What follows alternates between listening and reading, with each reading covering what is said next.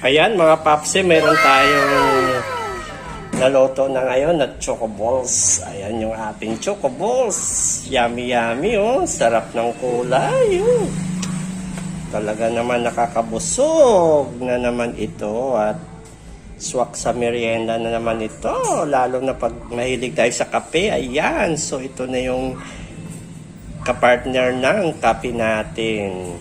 Ang choco balls.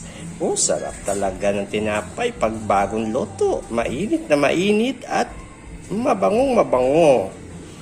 Ayan. So at hindi lang yan. Meron din tayong pandikuko. Yan oh. Sarap ng pandikuko. Mainit na mainit. Yan. So swak na naman ito sa merienda. So pang merienda talaga ang pagkaluto ng ating mga